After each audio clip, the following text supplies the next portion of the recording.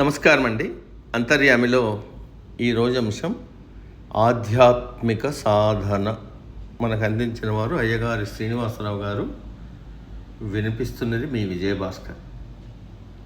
ఇహలోక బంధాల నుంచి విముక్తి కలిగించి పరలౌకిక మార్గమేదో తెలిపి ఆ గమ్యాన్ని చేరుకోవడానికి ఉపకరించే ప్రక్రియనే సాధన అంటారు. ధ్యానము, జపము, నామస్మరణ మొదలైన క్రియలతో చిత్తవృత్తుల పరుగులకు కళ్ళెం వేయడానికి చేసే ప్రయత్నమే సాధన. భగవంతుడి గురించి సదా ఆలోచన చేయడం, ఆయనకు సంబంధించిన మాటలే ఆడటం, తోటి భక్తులతో భగవంతుడి విషయాలు చర్చిస్తూ ఉండడం, చెప్పగలిగే అవకాశం ఉంటే ఎదుటివారికి అర్థమయ్యేలా మంచి మాటలు చెప్పడం లాంటి ధ్యాసల్లో నిరంతరం త్రికరణ శుద్ధిగా ఉండగలగడం సాధనలోని అంగాలు. ఏదో ఒక ప్రయత్నం వల్ల మనసును నియంత్రించి భగవంతుడి వైపు మళ్లించగలగడం సాధనకు మొదటి మెట్టు. సాధన ఎందుకు చేయాలి అని ప్రశ్నించే వారికి సంస్కారాల శుద్ధి కోసం అనేది జవాబు.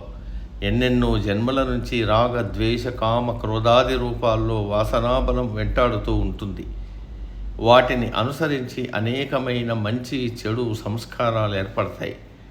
వాటిని తొలగించుకోవడానికి చేసే ప్రయత్నమే సాధన. పైవి అన్నీ తొలగిపోతేనే మనసు శుద్ధి అవుతుంది. అప్పుడే ఆత్మజ్ఞానం అలవడుతుంది. అందుకే మనోశుద్ధికి సాధన అత్యవసరం. మనసును శుద్ధి చేసుకోవడానికి స్వవిచారణ అనగా అంతర్ముఖులు కావడం అవసరం. భక్తి భావం స్థిరపడటానికి నిరంతరం నామస్మరణ, ఏకాగ్రత కలగడానికి జపతపాలు చేయాలి. ఇంకా మనోమాలిన్యాన్ని తొలగించుకోవడానికి ప్రార్థన తోడ్పడుతుంది.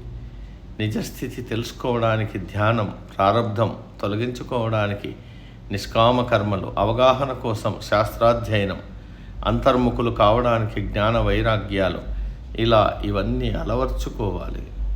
దానికి సాధన అవసరం. సాధన ఎలా చేయాలనే ప్రశ్న చాలామందిలో కదలాడుతుంది.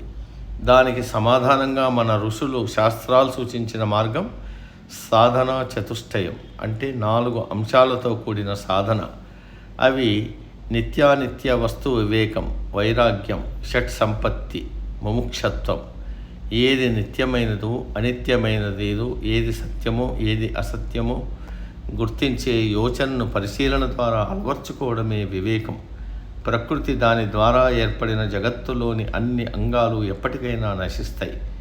కాబట్టి అవి అశాశ్వతమైన గ్రహించి వాటికి ఆధారమైన భగవంతుడు ఎప్పటికీ నశించడని, అతడే నిత్యుడు, శాశ్వతుడని గ్రహించడమే నిత్యానిత్య వస్తు వివేకం. ఇహలోక భౌతిక ప్రపంచ సౌఖ్యాల పట్ల వైరాగ్య భావన, అనిత్యాలు, అసత్యాలు అయిన వస్తువుల పట్ల ఉదాసీనత, విముఖత కలిగి ఉండటాన్ని వైరాగ్యం అంటారు. దీనివల్ల సాధకుడికి ఇహలోక బంధాల పట్ల ఆసక్తి తగ్గుతుంది. దానికి బదులు ఈ అంతర్యామి పట్ల ధ్యాస పెరుగుతుంది.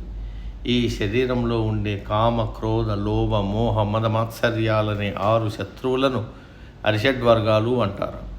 వీటిని జయించాలి. శాశ్వతానందప్రదమైన మోక్షాన్ని పొందాలనే తీవ్రమైన కోరికే ముముక్షత్వం. దేహ, ఇంద్రియ, మనోబుద్ధుల విషయంలో మమత్వాన్ని వీడి ముక్తిని పొంది తరించాలన్న తీవ్ర తపనే ముముక్షత్వం. వీటన్నింటి ఆసరాతో ఆధ్యాత్మిక సాధన సాగిస్తూ ఇహలోక బంధాలకు దూరంగా ఉంటే ఐహిక జీవన గమనం ప్రశాంతంగా సాగుతుంది. సమాప్తం. సర్వే జన సుఖినో భవంతు. అందరూ బాగుండాలి, అందులో మనం ఉండాలి.